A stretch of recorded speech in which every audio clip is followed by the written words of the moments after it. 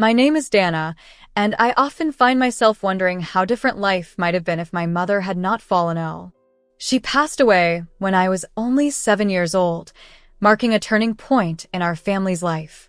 Our home, once filled with her laughter and adorned with countless photos of joyful family moments, suddenly grew silent. My father struggled deeply with her loss. He became withdrawn, immersing himself in work and returning to a home where I did my best to stay quiet and unobtrusive. At that age, the concept of death eluded me, and I frequently asked when Mom would return from heaven. My father, engulfed in his grief, could only embrace me, offering no words. Eventually, my father met Helena during a work-related event. Her presence brought a rare smile to his face, and gradually, she became a regular visitor at our house. Observing the subtle changes in my dad's demeanor, I remained silent even as photographs of my mom were slowly replaced with ones featuring Helena. One evening, my father and Helena gathered me in the living room, where I fidgeted nervously with my dress to announce their marriage. Helena would be moving in, they explained, promising a wonderful new chapter. But the reality was far from wonderful. After their honeymoon, Helena began imposing her order in our home. She redecorated, established strict rules, and criticized my untidiness and noise, despite my being just a young child. My father, seeking peace, merely advised me to obey Helena, insisting she knew best. One day, I accidentally overheard them arguing. Helena suggested it might be better if I lived with my grandmother, citing my struggle to adjust. My father quietly refuted, citing promises made to my late mother about my upbringing and my future. Life became even more challenging when Helena announced her pregnancy. My father was thrilled, yet Helena's remarks about having her own child pierced my heart, underscoring her view of me as merely someone else's daughter. When my sister Allison was born, I was introduced to even more responsibilities. At 9 years old, standing beside my father in the hospital, I was declared a big sister, a role I embraced without understanding the full implications. Bringing Allison home meant new duties for me. Helena quickly enlisted my help for everything from diaper changes to meal preparations.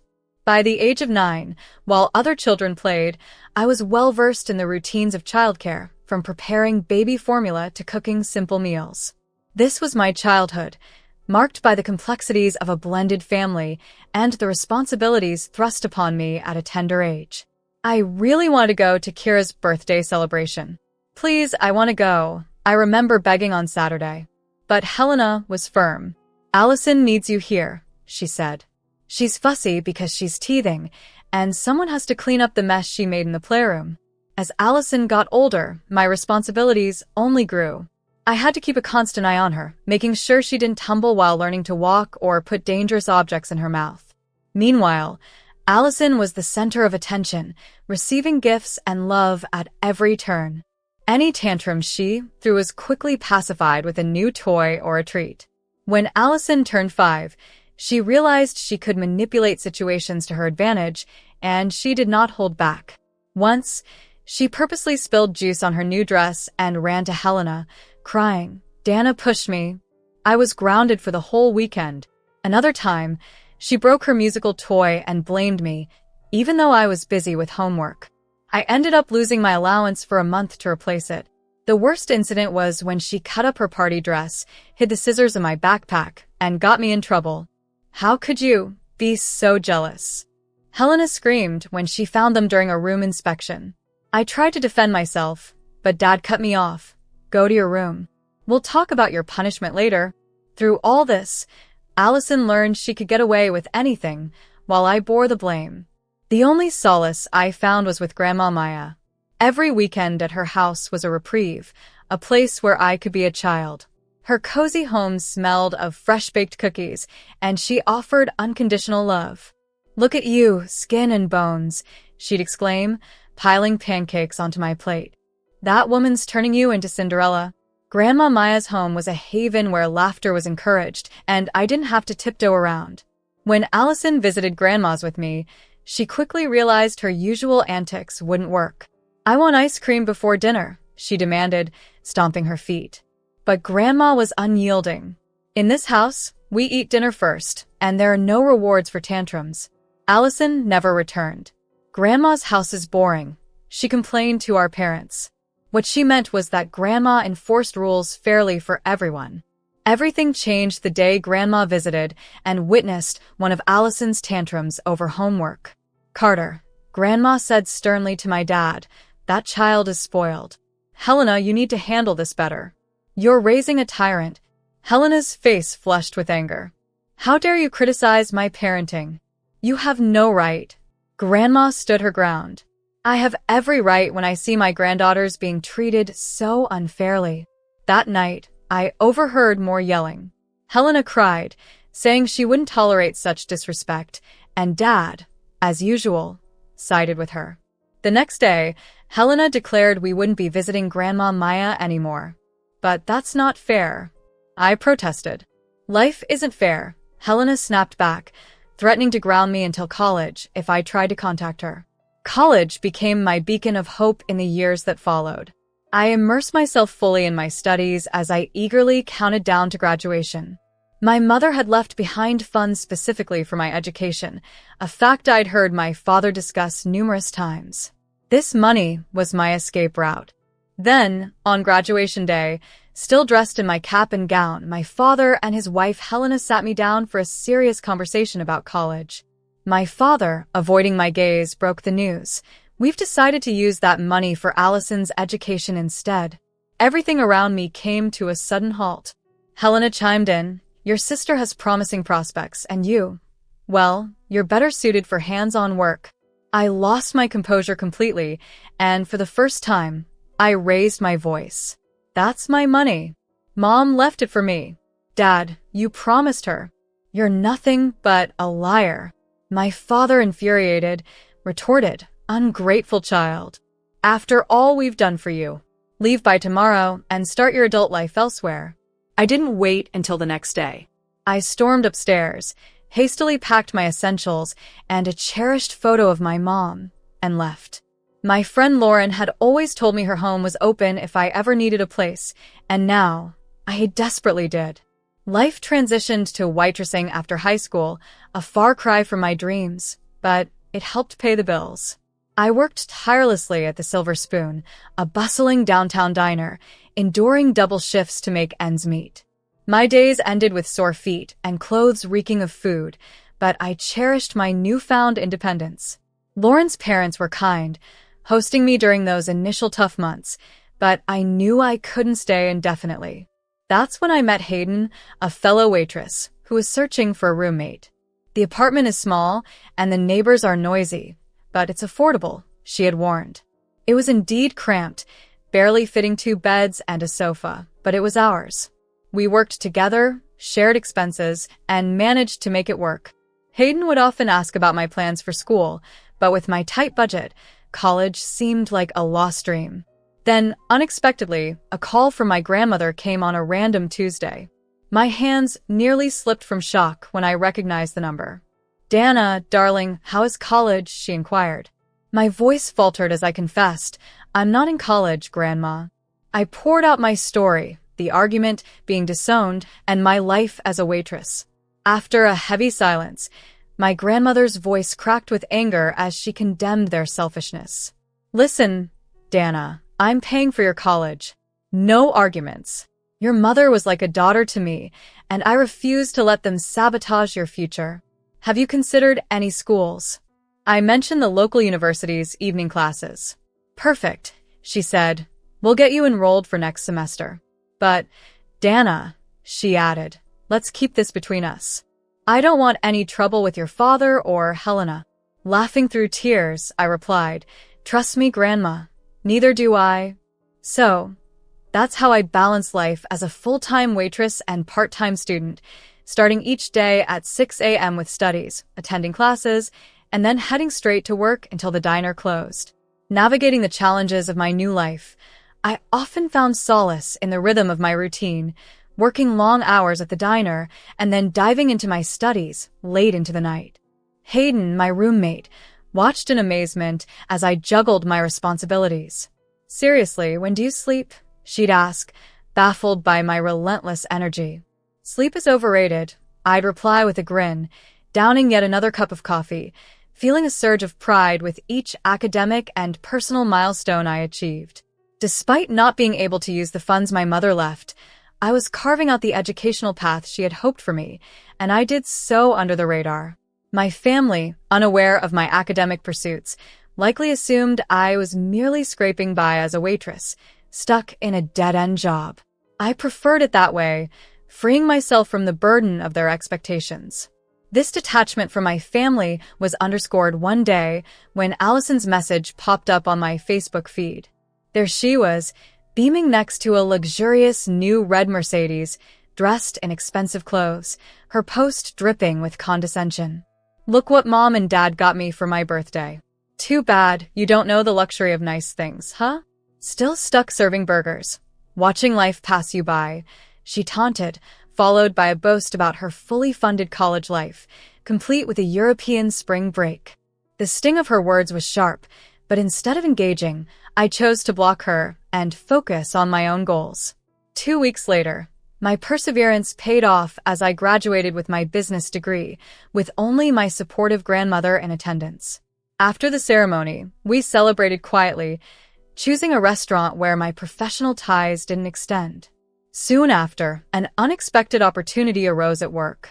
Mr. Andrew, recognizing my hard work and new credentials, offered me a promotion to shift manager. "You've shown incredible dedication and leadership, and with your academic background, you're ideal for this role," he explained. That promotion marked the beginning of a rapid ascent in my career.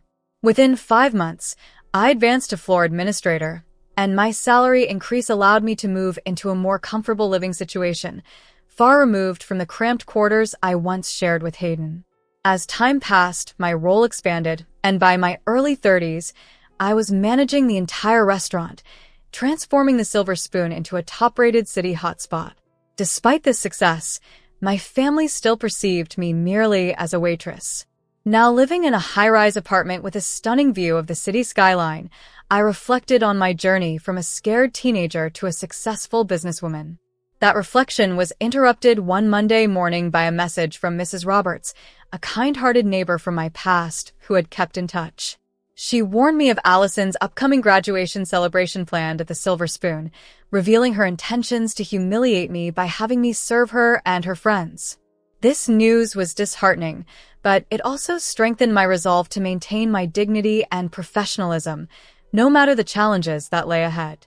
As I sat back in my leather office chair, I gazed through the one-way glass on the restaurant floor below. The lunch rush was starting, and I watched my well-trained staff glide between tables in a dance of precision and grace. A slow smile spread across my face as I opened the restaurant's reservation system. There it was, Allison Wilson, party of 13, Saturday, 8 p.m., graduation celebration. She had even requested the best table in the house, noting that price was no object. My fingers hovered over the keyboard. I could easily cancel the reservation with a click, maybe have Janet, my assistant, call them with an excuse about a plumbing issue or a double booking. But a more appealing idea formed in my mind. I picked up my phone and dialed Grandma, who picked up on the second ring, likely from her garden where she tended her prized Mayas. "You'll never guess who's coming to dine at my restaurant," I began, and shared the news of Allison's reservation and her intent, as Mrs. Roberts had warned me, to use the occasion to belittle me in front of our old neighbors and family. Grandma's voice sharpened immediately. "Cancel their reservation, Dana. You don't need that negativity in your life. Haven't they hurt you enough?" I couldn't help but grin as I glanced at the Businesswoman of the Year award on my wall. "Actually, I have a better idea. How would you like to come to dinner that night? I'll give you the best table in the house, hidden behind the marble column by the waterfall wall. You'll see everything, but they won't see you." After a pause, Grandma's laughter filled my ear, that deep, mischievous sound that spelled trouble during my childhood. "Oh, you devious girl. Count me in." "Should I wear my pearls?" "Perfect," I replied. "And Parker has been perfecting that new raspberry sauce you liked last time. I'll make sure he prepares your favorite chocolate souffle. I'll bring my camera. This is going to be better than those reality TV shows you used to watch, she chuckled. After hanging up, I instructed Janet, clear my schedule for next Saturday evening, and inform the staff I'll be personally handling a special table. Of course, Miss Wilson. Anything else? Yes, I said, my fingers tracing the spine of my business management degree diploma on the wall. Make sure we have our finest champagne chilled and ask Jameson to prepare his special caviar appetizers. It's going to be quite a memorable night. As the day approached, the usual weekend buzz filled the restaurant. Watching from my office as Allison's party arrived, I noted her lavish designer dress, Helena's over-the-top makeup, and my father, looking older and more worn than I remembered. Their group, dressed to impress, filled the designated table, completely oblivious to the fact that they were in my domain now. Hidden away, Grandma sat at her specially arranged table, pretending to peruse the menu while observing the scene. She sent me a subtle wink, reassuring me of our shared secret. This was more than a dinner. It was a moment of triumph, a theatrical display of how far I had come, and a silent rebuttal to every doubt they had ever cast my way. As I circulated the restaurant floor, Allison's loud voice cut through the ambient chatter. Excuse me. I specifically requested my sister Dana as our server. Where is she? I straightened my tailored suit jacket and approached their table with a composed stride. Allison's face broke into a wide, malicious grin as she spotted me. Oh my God, everyone. This is my sister I was telling you about, she announced, waving towards me as though I were a sideshow attraction. Still a waitress after all these years. I mean, I just graduated from state, and she's still here carrying plates. Laughter erupted from her group, my father chuckling along though he avoided my gaze, while Helena wore that all-too-familiar smug expression. Look at her clothes, Allison whispered theatrically to her friends. Guess that's what you can afford on a waitress's salary. Standing there in my Armani suit, I allowed them a moment of laughter. The irony of their mockery wasn't lost on me. What can I get for you this evening? I asked professionally, despite the jibes. Allison theatrically perused the menu. Well, since you asked, I'll have the lobster thermidor. Oh, wait. She paused, feigning concern. Can you even afford to eat at a place like this? Do you even know what lobster is? Her friends forced out more laughter, though a few looked increasingly uncomfortable. And after dinner, Allison continued, her voice oozing contempt, I want you to personally wash our dishes. Maybe then you can afford some decent clothes for once. At the edge of the room, I noticed Grandma tightly gripping the edge of her table, her knuckles white. The murmurs among some of the guests suggested they were embarrassed by Allison's behavior. Helena finally spoke up, her tone icy. Really, Dana, you should be grateful Allison chose your establishment for her celebration. Though I must say, I'm surprised they hired someone like you at such a nice place. Actually, I responded, my smile unwavering, I won't be able to take your order or wash your dishes tonight. Allison's face darkened. What do you mean you won't? I want to speak to your manager right now. I'll have you fired. That won't be necessary, I replied calmly. The manager is already here. Well, where are they? Allison demanded, scanning the room. You're looking at her. The table fell into stunned silence. Allison's mouth opened and closed, unable to form words, while my father's face drained of color and Helena appeared as if she'd bitten into a lemon. That's impossible, Allison finally managed. You're lying. You're just a waitress. At that moment, a familiar voice interjected. Actually, she's not just the manager. She owns 45% of this restaurant now, Grandma announced as she Maya from her strategically hidden table, her heels clicking assertively on the marble floor. Her glare at my father was piercing enough to cut through steel. While you were busy spoiling one daughter and undermining the other, I put Dana through college. She worked here as a waitress by day and studied business management at night. Every success she has, she earned on her own. Allison sprang up, her face flushed with anger. That's not fair. You're lying. She's nothing but a successful businesswoman who owns part of one of the city's most prestigious restaurants. Grandma interjected. Who bought her luxury apartment while you're still living off Daddy's money? Is that what you were going to say? My father finally found his voice, stammering, Mom, I don't you dare mommy me, Carter Wilson, Grandma snapped, her voice stern. You allowed that woman to turn you against your daughter. You squandered Dana's college fund that her mother left specifically for her. Well, guess what? I'm setting things right. I had made significant changes to my will. I decided that everything I owned would go to Dana. Every last penny. Helena leaped from her seat in disbelief. You can't do that. Allison is your granddaughter too. Allison has been given every advantage all her life, Grandma responded with a frosty tone. She doesn't need my money. What she does need, however, is a lesson in basic human decency. Her words were sharp, reflecting the disappointment of the evening. That was the last straw for Allison. In a fit of rage, she grabbed her wine glass and threw it across the table. The glass shattered, plates broke, and food splattered everywhere. This isn't fair. You're all just jealous of me, she yelled. Remaining calm amidst the chaos, I called for security. 3 men in black suits promptly appeared. Please escort these people out, I instructed. You can't throw us out, Helena screamed. Do you know who we are? Yes, I do, I replied firmly. You're trespassers causing a disturbance in my restaurant.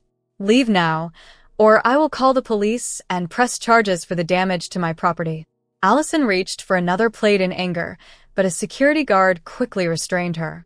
My father stood by, appearing bewildered and helpless as they were escorted out. Dana, he called out feebly, trying to reach out. Please, can we talk? I turned my back and walked away. In the following months, he tried to reconnect, phone calls, emails, and even a personal visit to the restaurant. Each time, I had security turn him away. That was 6 years ago. Since then, the Silver Spoon has risen to become the top-rated restaurant in the city, and I've opened 2 more locations. Grandma has remained healthy and vibrant, still tending her garden at 80 and visiting the restaurant every Sunday for her favorite chocolate souffle. Last days, another message from Allison landed in my inbox. She insisted she was different now and sought reconciliation. Following my usual practice with messages from that era of my life, I deleted it and resumed my work. I'm convinced that some chapters should remain firmly shut.